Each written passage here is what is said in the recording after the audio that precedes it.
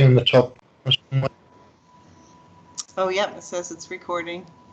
All right, that's cool. So I'll just introduce myself. My name's Dennis. I'm open philosopher on Revolution Radio. I do a show on Saturdays. It's 4 p.m. UK time. It's actually 3 p.m. UK time this week because the clocks have just changed, but normally 4 p.m. and 11 a.m. East Coast time in the States. And I'm here with Mitzie. Mitzie, tell people when your show is and what you're about. Hi, thanks for having me on your show. This is Mitzie, and I have the show called Bridget's Well, Healing with the Elements of Life. And that's on Sundays. It's been 2 p.m. Eastern Time and 11 a.m. Pacific Time, and I'm not sure when. Let's see, I think our time changes on Monday, maybe? Gosh, I don't know. I guess we'll have to figure that out. What's going to happen this Sunday? Yeah. Yeah, the show should stay the same time as it's just the clocks change, isn't it? So.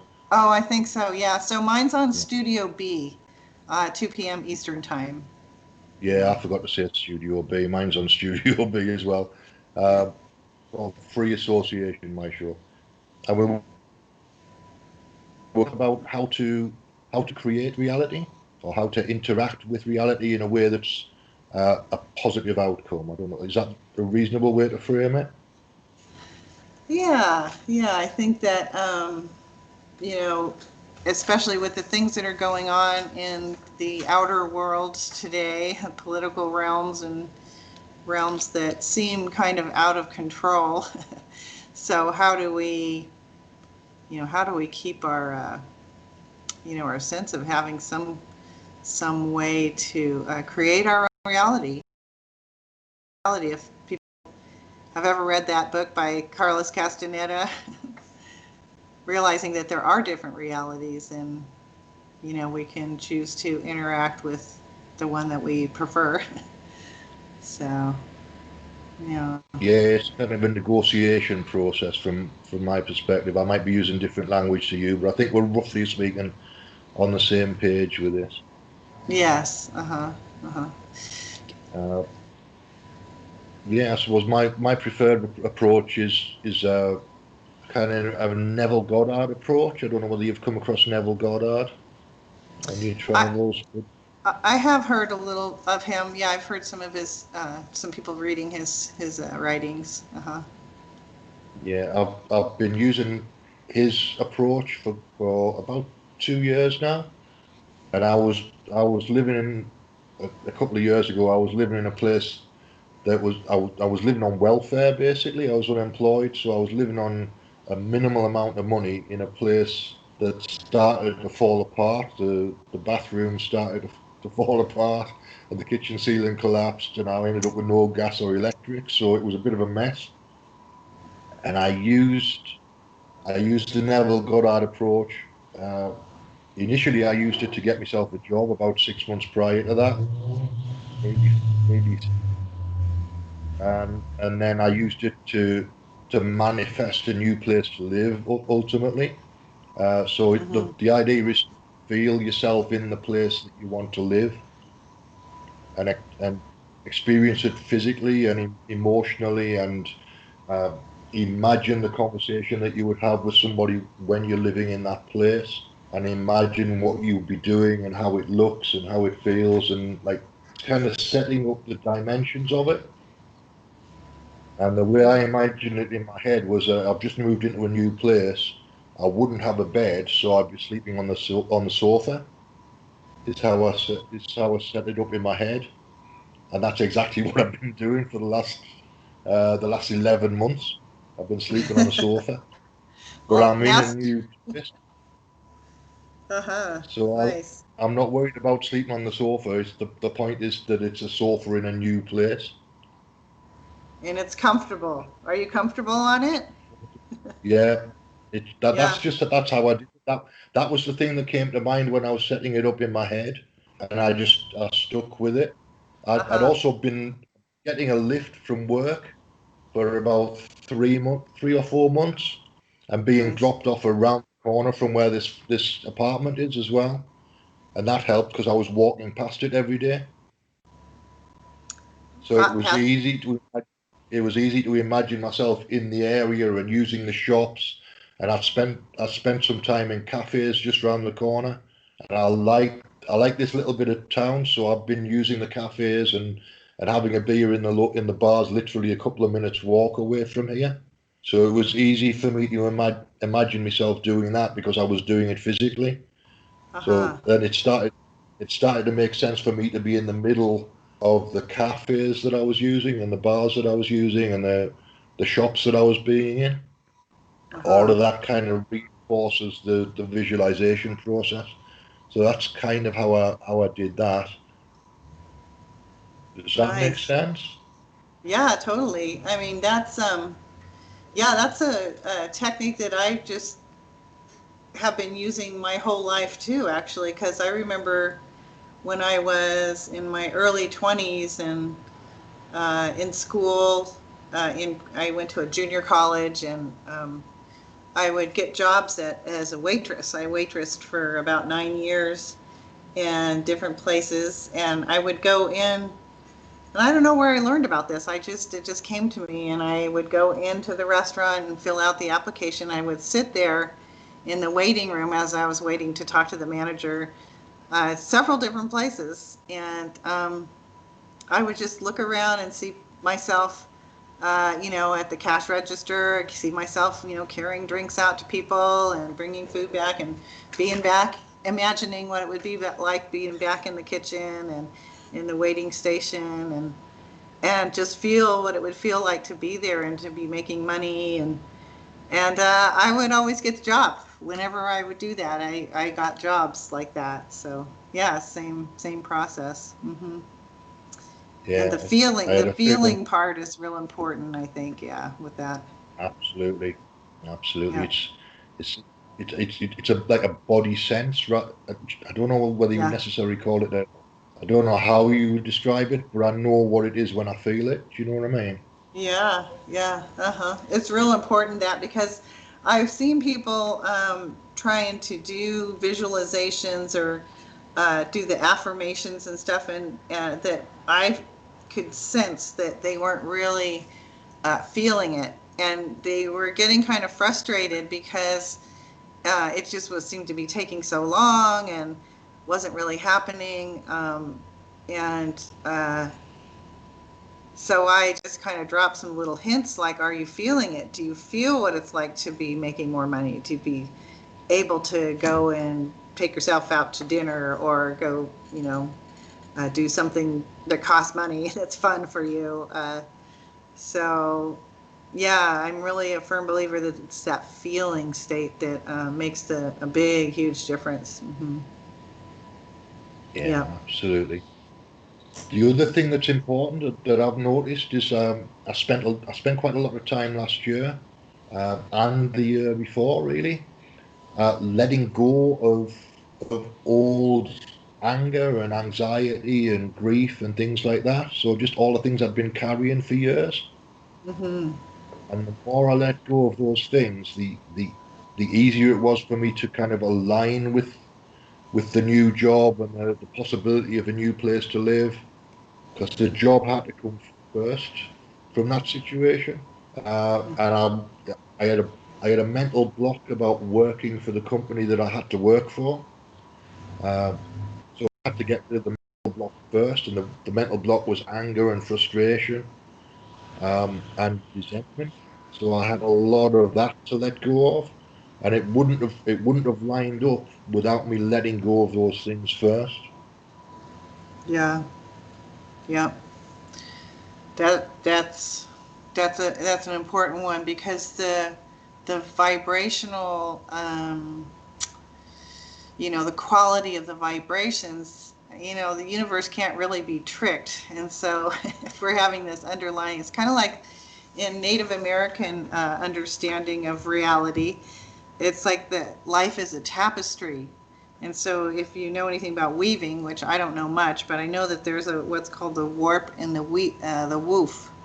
of a tapestry, right? When people are weaving, there's the two different directions that that this yarn or the string or the goes, and so if you're trying to create something, and you're going one direction, okay, I want to create this, I want to create this, but then say the warp, and I don't know which one is which direction, but one of them goes, say, horizontal, and the other one goes vertical.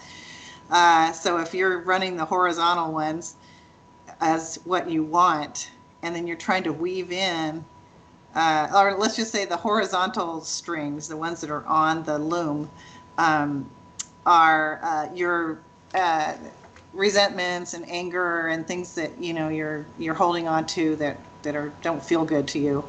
So that's in the weave, and then you're trying to weave in these things that you want. It's like it's infused with those other emotions, and so it's like it's watering down or sort of counterbalancing or counterproductive to what you're trying to weave. So yeah, that makes a lot of sense. And sometimes I find that you can kind of do both at the same time if just talking to the universe or talking to creator or however you want to look at the spiritual, like our spiritual helpers or the spiritual realm that's helping us out, is to ask, like, okay, how do I do this? How can I really need to manifest a house right now because I'm homeless. And sometimes just talking to yourself or to your psyche like that, what do I need to let go of so that this can happen? And what can I replace that with? So it's also important when we do want to let go of those emotions or those hindrances, the appearance of hindrances, what can I replace that with? To have love myself, like I need to take care of my feet that hurt me, or I've got this wound on my hand that's not healing. So it's like taking care of little things about ourselves. The universe picks it up and says, oh, she's taking care of herself, let's give her more of that. Yeah, absolutely. It is. Yeah. It is small things. It's like I knew when I was being dropped off from work like 5 days a week or 4 days a week, and I knew that was reinforcing what I'd already. Because at one point I was thinking about setting up a healing center, and the place that I was thinking about setting up the healing center has turned out to be where I'm living, or very close to where I'm living. So it's like I've shifted because it was in my head as a place to do my healing stuff. It's Wow. made it more like happen. Do you know what I mean? Yeah, because you had that in your emotional field or your wishing field or whatever we can call it. And then that's so interesting that you got a house that happened to be right in that area, so it would make it easier for you to look around and to be like, to feel yourself in that, you are there. That's cool. To find a Yeah. place, eventually. Yeah. Oh, neat. That's cool.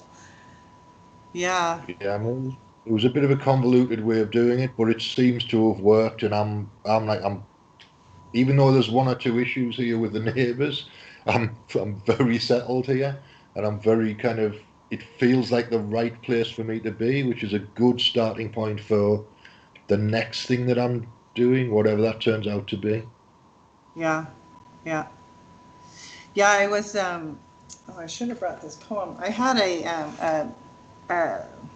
a reading by Rudolf Steiner that I've been reading every morning for the last few days. And he talks about the importance of removing fear and terror from what we're expecting from the future.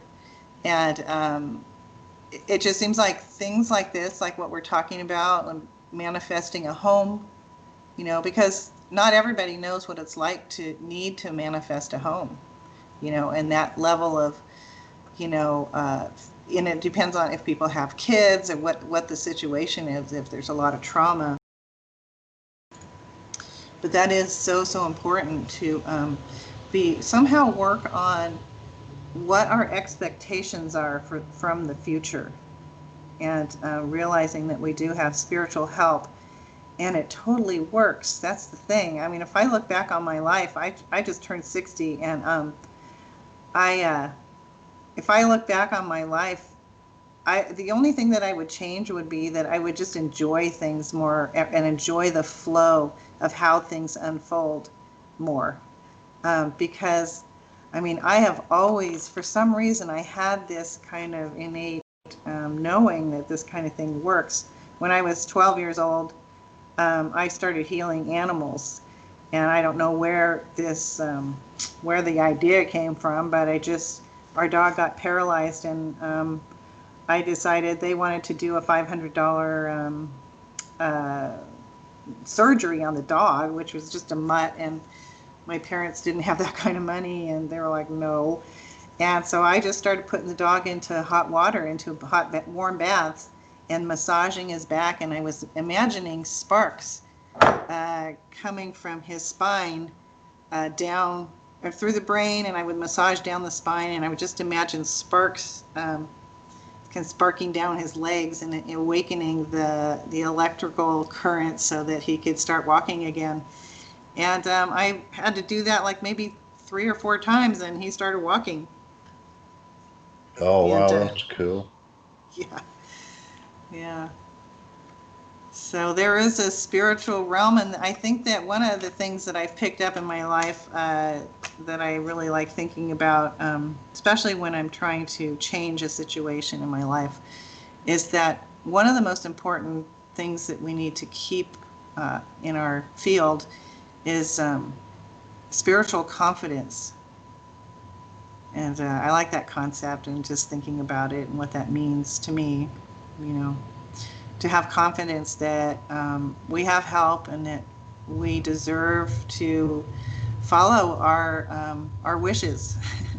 You know, one Yeah, time I was listening to somebody, a political radio show, and the guy was saying, "Oh, we have to expect this. We're gonna they're gonna do this, and they're gonna do that, and this is what's coming down, and you need to expect it." And I wrote in the chat room, I was like, "Why should we expect that? That's crazy." You know, we need to expect that something really good is going to happen. You know, that there's going to be a turn of events, and people are going to wake up, and we're going to get some help somehow. You know, that's yeah. just how I think. You know. No, you're absolutely right. One of the affirmations that I use, that I've been using regularly for what, probably about 2 years, 18 months, every now and again, not all the time, is the good you seek is seeking you, Oh, which nice. I find to be it's like the assumption that the universe is supporting you. So it's like it's a confirmation for me that the universe is supportive, that what I need will come into my field of reference, or my energy field, or whatever. That the thing that I need at the time, the thing that I'm feeling the I don't know what the word is, the attraction to, or the desire for, or whatever, that that thing will manifest in some form or another. So it might not be exactly what I'm looking for, but it'll be a version of that thing, or that Yeah. situation. Uh-huh. Yep. That I like that. I just wrote that down. The good you seek is seeking you. Yeah, because that makes it. You know, we've just been bombarded by so much. You know, mind whatever manipulation stuff, that to make us feel like we're just a cog. We're not real creators. We can't create. And I had a really good friend early on in my life. She was in my early 20s. I knew her, and well, I still know her actually.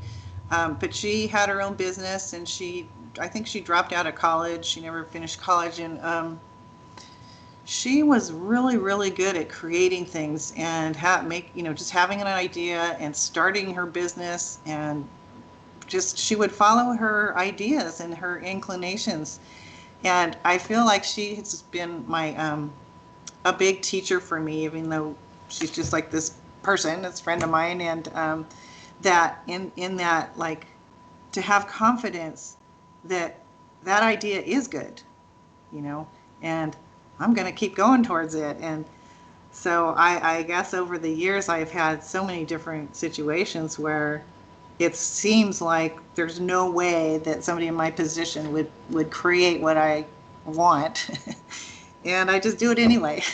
Like when I applied for acupuncture school, I had no idea where the money was coming from. Like when school was starting, and somehow I got the $125 for the registration fee. I didn't have a car. I had a 4-year-old son, and I was on welfare. And I got a room in this hippie house down in Santa Cruz, and I still didn't know. I had my friends came and they loaded me up in their cars and vans and brought me down to Santa Cruz with my son. I registered him for school, and I still didn't know how I was going to pay for school, and it was starting in like 2 weeks. And Right. and I just kept going for it, and I kept, and I pulled the rune. I like pulling the runes from the Yeah. Nordic. Yeah. So right before I left my house that I was in San Francisco, I was sitting there and everything was packed up. We were ready to go, and I pulled my rune, and it was the blank one, which is like, you don't know anything, like, you're just stepping out into the unknown. And I was like, oh great, okay, this is it. So I moved down there, and like days before school was going to start, I got a phone call from somebody who knew what I was going through, and they were like, I'm going to lend you the money to go to school. Because at the time there were no, it wasn't accredited, the acupuncture schools, and so there were no loans, which I'm glad. Right. I hate banks. But this person called me and said, I want to lend you that money. So I was like, oh my gosh, okay. Right. So it That's worked. definitely the universe giving you what you need. Yeah, because I just kept going and going and going towards that, and it took years to get there because I had to take some classes, some prerequisites and stuff. And, that whole time I had no clue how it was going to really unfold. And one of my counselors at the time, I was going to in therapy because the state would pay for 2 visits a month at the time. And so she was this really cute little old lady, and she was kind of, she did tarot readings and past life readings and all kinds of, San Francisco kind of stuff. And she just was so sweet. She held my hand through my whole life, and kind of, we went through all different things that happened to me. And she was really helpful at like turning things around and seeing how, you know, how other people might have felt in the situation, and how I can work on it now and let go of things.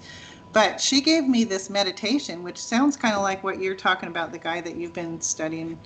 Um, that was every night, if you have a project that you want to, it's going to take a certain amount of money.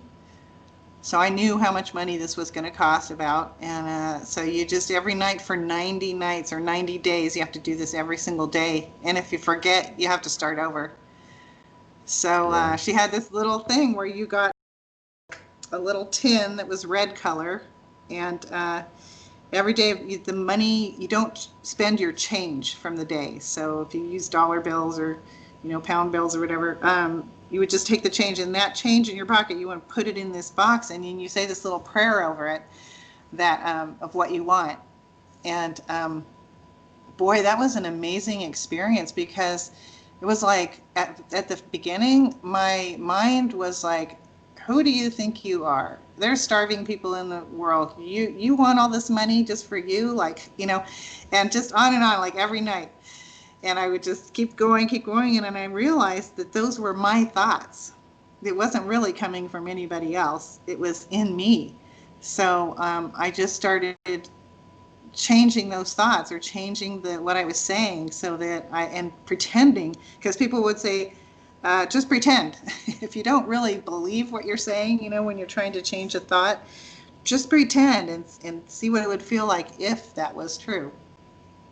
So I worked on that for, I think I stopped, I forgot once at 6 days, and then once after 13 days. And then I did another 90 days every single day.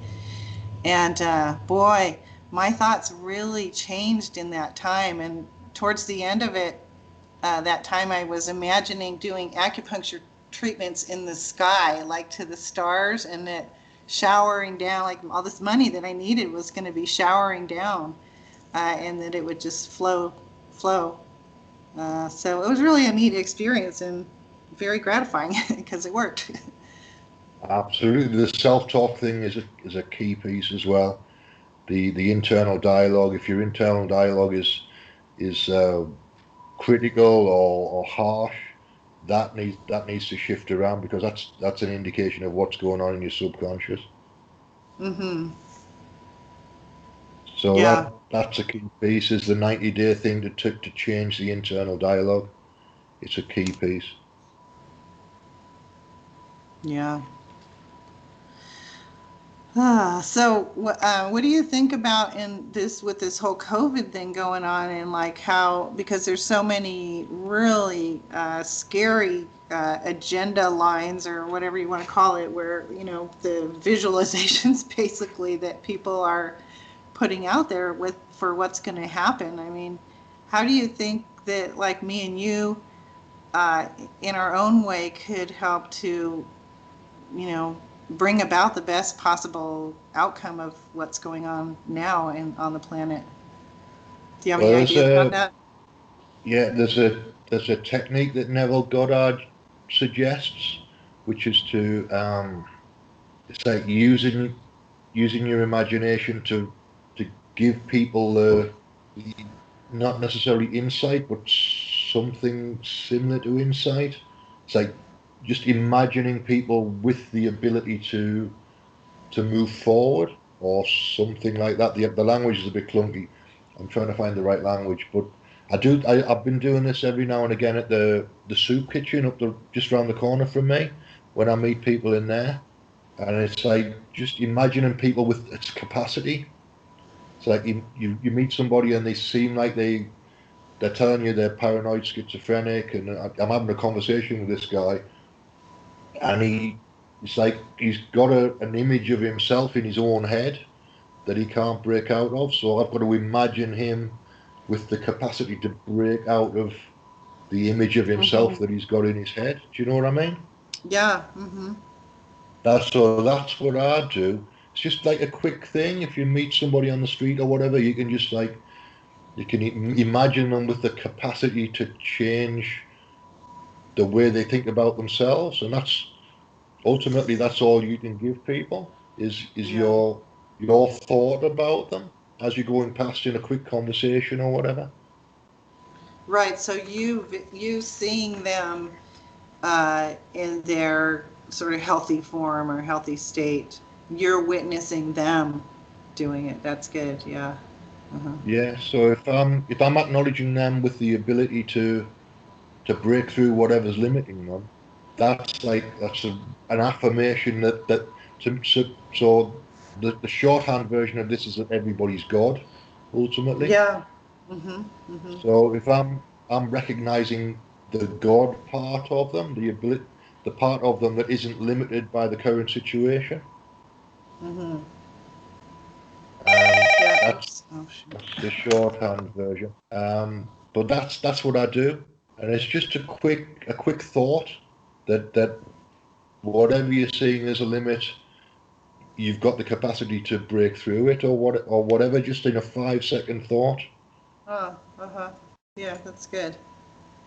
And Yeah. I only really do it one person at a time, because it's that's the way my head is at the moment. It's just person to person Yeah. rather than a large scale or countrywide or whatever. I just do it with the people I meet on the street, or the people I meet uh, in shops or whatever. If they're wearing a mask, or they're obviously engaged in the current situation, I just use that thought to help them to see it another way without saying it out loud, just using the thought. And I don't know whether it works, but it works from my point of view, is just as a way to not get involved in the mask situation, or the limited amount of ability to move around on the street or whatever that we've got at the moment. Because I want to keep my head as free as possible, and that's just the way that I do it. Right, I think Mitchie's taking a call, so I'm going to stop the recording at this point. We've done about 30 minutes anyway, so are you still with me? Yeah, I'm here. I just muted my mic for a sec. Yeah. All right, okay. Uh, yeah, we can keep going if you want to. We've just hit the 30-minute mark, so if you want to keep going, we'll keep going. Okay. If you want to stop, stop. Yeah, I just wanted to say one thing about what you were just talking about. I found myself doing that in my office when I'm working on people, doing healing work, acupuncture, or massage, or whatever it is. Because I work a lot with the way people think about themselves too, and to help them to let go of stories that are keeping them in an unhealthy situation. Um, and at one point, I got to this place with it that, because I thought, well, this is just one person. It's just like this lady who doesn't really have a, we have these thoughts in our heads that we have to be a certain way, or that we have to be a certain like success, or, um, you know, whatever. And, most of the people that I run into are just like me. We're just normal, regular people that were born into this mentality of like, okay, we're the creators, and what I think is better than what you think.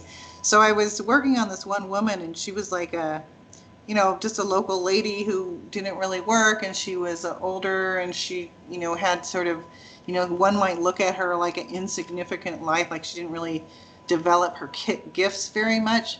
And so I realized, okay, I'm judging her on that, but so I kind of was almost like working on myself and on her at the same time, like saying, okay, here's this person who probably in society people don't really notice much, or something, and yet she's here for healing. So, my intention for her is just that she heals in whatever part of that tapestry of life that she's part of, or that her life is fitting into, that this healing, like maybe I can't remember even what was going on, like let's just say her hands hurt, like for her to heal her hands, and she feels relief, that incident is going to somehow ripple out and make a difference to make the world a better place.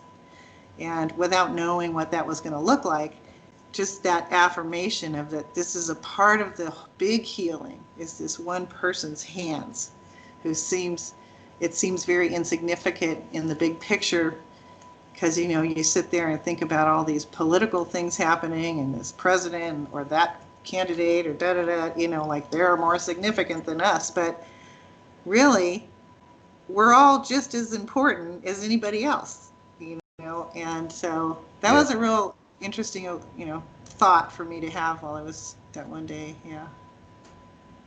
No, I get what you're saying completely. It's like it takes away the hierarchy. Yeah. So you're always looking at yourself. You're always looking at a part of yourself that you maybe can't see, or a part of yourself being reflected back. Because Hmm. we're all the same being. We're all the human version of being, in whatever form that takes, in whatever limitations, whatever experiences kind of molded it into the person that you see in front of you. Um, it's showing you part of yourself in some way, because we're all basically the same. Yeah. Yeah. Yeah, it's neat, and it's So like it's yeah, I think almost. Yeah. yeah. Go ahead. Well, I was just thinking it's almost like it's like a little snapshot of the possibility of that we are living in a hologram, you know that there's it's things are not what we're told they are. The reality, right? There's a lot of Yeah. different No. possibilities, and yeah. Uh-huh.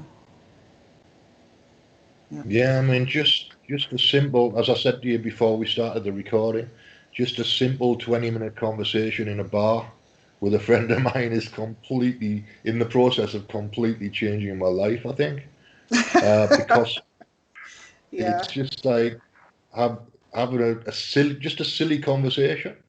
But because he's got friends in the media and he's got friends who've got production companies, it's turned into something much bigger than. I mean, it's not something that I could ever do, but he's got the capability to make that happen.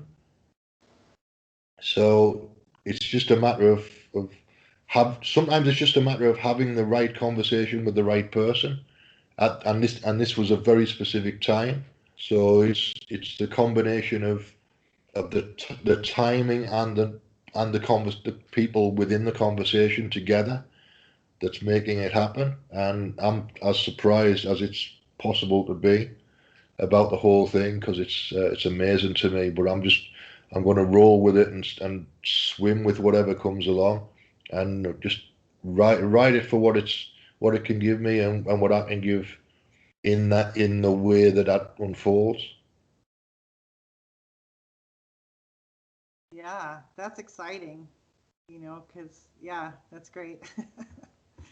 It is, and Oh, it's another one of those imagination creates reality things, which has kind of been a theme of my show for the last 6 months, and it's the assumption that imagination creates reality, and that you've got the capacity to influence that.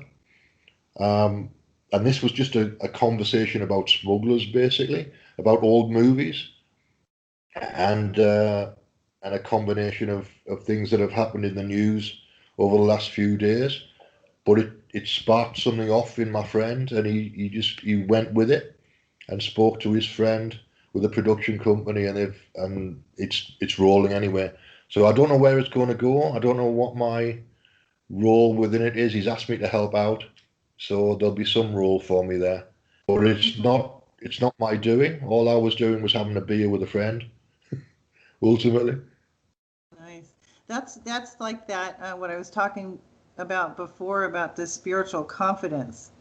Like your friend has that confidence, like, oh my gosh, this is a good idea. Let's just go with it. So that's great. Stepping onto a new way of doing things. That's good. absolutely. Well, good luck with that. I'm excited to hear, how that unfolds. So I'm sure you'll be talking about that on your shows in the future. Um, intermittently, I think, because there's nothing Yeah. set in stone as yet, so I don't want to Yeah. jinx it by talking about it too early. But Yeah, but exactly. talk a little bit about it and just hope it pans out the way it's supposed to pan out. Yep. All right. Okay. Well, I feel like that's good. I'm glad that we got together today and had this little talk, and we'll see how the recording comes out. If we can use it on our shows. Yeah, it should just be sitting in the Skype chat when we're finished. I'll just switch the recording off and Okay. just let people know when your show is again, and I'll do the same thing, and then we'll wrap it up. Okay. Yeah. So this is Mitzi. My host name on the schedule is Yolinsley, and my show is Bridget's Well, Healing with the Elements of Life. And that's Revolution Radio, Studio B, 2 p.m. Eastern Time. So thanks And for it's having on me. Sunday, right? Sundays, yes, thank you. Yeah. Yeah. Mine is on Saturday morning Eastern time at 11 o'clock, and I'm also on Studio B. And the name of my show is Free Association. All right, so that's cool. That about wraps it up. And I know you're away for the weekend, but I'll probably speak to you in a couple of weeks' time, I would imagine. Okay, sounds good. Thanks again. Have a good night. And you take care.